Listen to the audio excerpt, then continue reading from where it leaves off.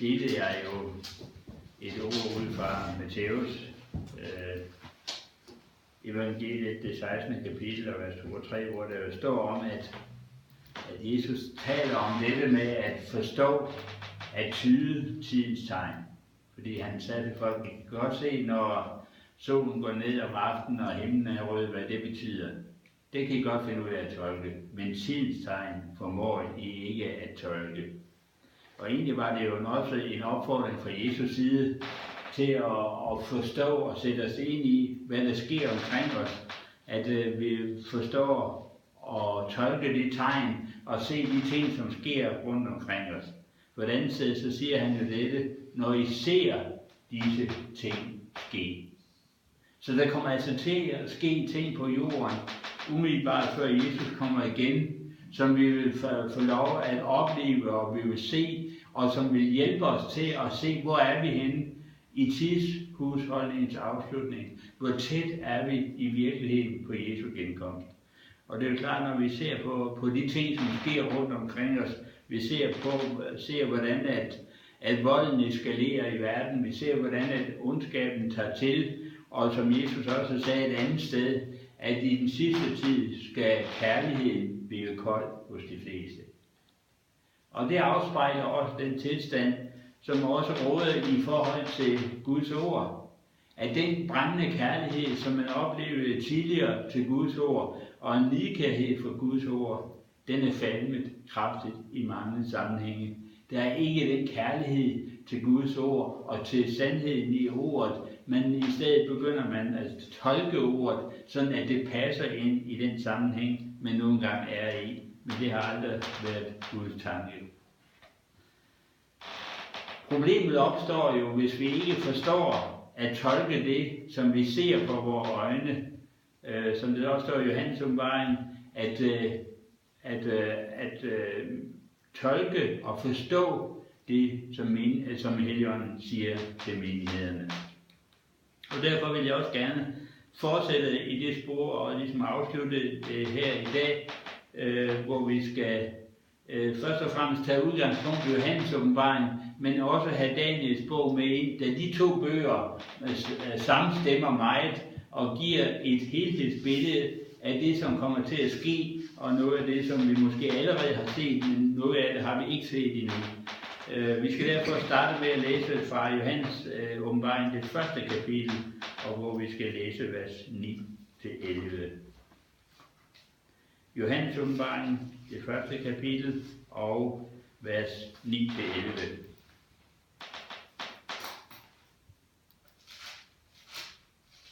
Det er Johannes, der siger det sådan her. Jeg, Johannes, jeres bror, som er fælles med jer om trængsel og kongedømmet og udholdenheden i Jesus. Jeg var på den ø, som hedder Patmos, for Guds ord og Jesu vidnesbyrds skyld. På Herrens dag kom jeg under åndens magt, og jeg hørte bag mig en stærk røst, som lyden af en basun, og den sagde, hvad du ser, skriv det i en bog, og send den til de 7 menigheder i Efesus, og i Smyrne, og i Pergamum, og i Thyatira, og i Sardes, og i Philadelphia, og Laodikea. Johannes sad i forvaring på den lille ø Patmos, som ligger tæt på Grækenland. Og det er ment, at han sidder her, at han oplever, at Helligånden kommer over ham, og at han får en åbenbaring fra himlen omkring, hvad der skal ske i endetiden. Og han får besked om, at han skal skrive det ned i en lille bog og sende det til de 7 lille asiatiske menigheder, som vi i dag kender som det moderne Tyrkiet. Disse breve bliver også kaldt for de 7 sendebreve, men jeg skal ikke i dag gå nærmere ind på indholdet af disse breve, men det kan vi måske gøre en anden gang. Men vi skal i stedet bevæge os til det, som egentlig er budskabet for i dag, og derfor så skal vi læse fra det 17. kapitel i Johannes åbenbaring. Det 17. kapitel i Johannes åbenbaring, og her skal vi læse vers 1-12. Og en af de 7 engle med de 7 skåle kom hen og talte til mig og sagde, kom, jeg vil vise dig dommen over den store skye, som sidder ved de mange vande. Med hende har jordens konge bedrevet utugt, og jordens beboere har beruset sig i hendes utugtsvin. Og han førte mig i ånden ud i en ørken. Der så jeg en kvinde sidde på et skarlandrødt dyr, som var fuldt af Guds bespottelige navne. Det havde 7 hoveder og 10 horn. Og kvinden var klædt i purpur og skarland, og skinnede af guld og ædelstene og perler, og i sin hånd havde hun et guldbæger, fuldt af vederstyggeligheder og hendes utugts urenheder. Og på hendes pande var der skrevet et navn, en hemmelighed, Babylon, den store mor til jordens skøre og vederstyggeligheder. Og jeg så kvinden beruset af det helliges blod, af Jesu vidners blod, og da jeg så hende, blev jeg grebet af stor forundring. Og englen sagde til mig, hvorfor undrer du dig? Jeg vil forklare dig hemmeligheden om kvinden og om dyret, som bærer hende, og som har de 7 hoveder og de 10 horn. Dyr, som du så, har været og er ikke mere. Men det skal stige op af afgrunden og gå sin undergang i møde.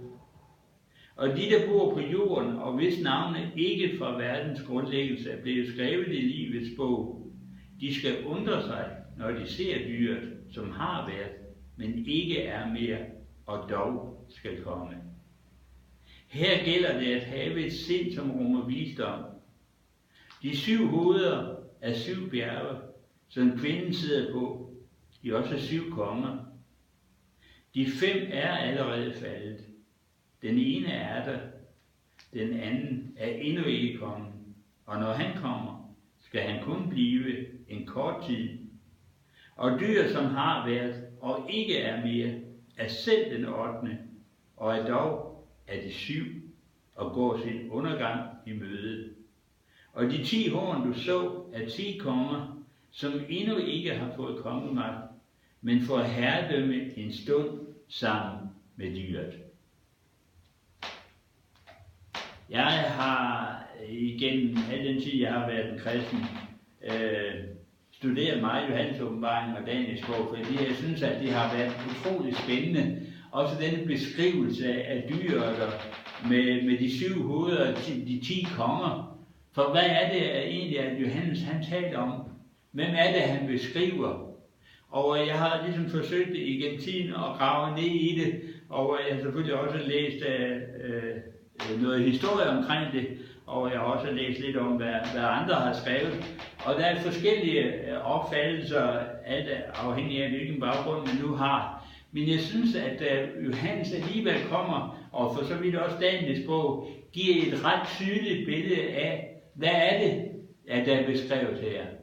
Hvad er det, som kommer til at ske? Hvad er det, som vil være med til at indlede den endelige afslutning af tiden her på jorden? Og lad os derfor bare lige et øjeblik standse op ved vers 3, hvor Johannes han beskriver dette billede af, hvor han siger, at han førte mig i ånden ud i en ørken. Der så jeg en kvinde sidde på et skarlandrødt dyr, som var fuld af Guds bespottelige navne. Det havde 7 hoveder og 10 horn. Der er en interessant ting uden for parlamentet i Bruxelles. Der har man lavet en skulptur af sådan et dyr med en kvinde, der sidder ovenpå, som er et billede på det, som Johannes beskriver her. Og det er lidt interessant, at det netop er anbragt der. Når vi kigger på dette med beskrivelsen af de 7 høje og de 10 hoveder, så er der en beskrivelse, som passer særdeles godt på en bestemt by på jorden, nemlig Rom. Rom er bygget på 7 høje, og der står jo også, at der var 10 horn, at dyret havde, hvilket betyder 10 konger eller 10 riger. Og det indikerer, at de alle har reageret ud for samme rige, og i endetiden skal dette rige genopstå og tilrane sig en magt, som de havde engang, Spørgsmålet er bare, hvilket rige er det så, som vi taler om her? Og her er der for mig ikke nogen tvivl om, at det vil være det gamle Romerrige, som vil genopstå i et omfang, som det har været. Dog ikke helt med samme styrke, som det har haft, og det kommer vi til lige om et øjeblik. For Israel var jo netop på Jesu tid underlagt Romerrigets magt. For at se sammenhængen mellem Johannes Åbenbaring og Daniels bog, så skal vi derfor også vende os til Daniels bog, kapitel 3.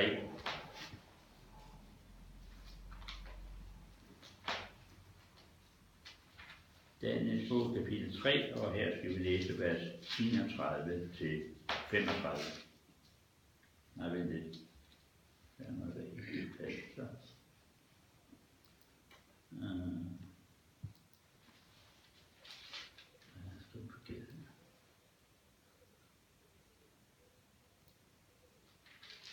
Nå. Jeg tror, jeg har fået det forkerte kapitel.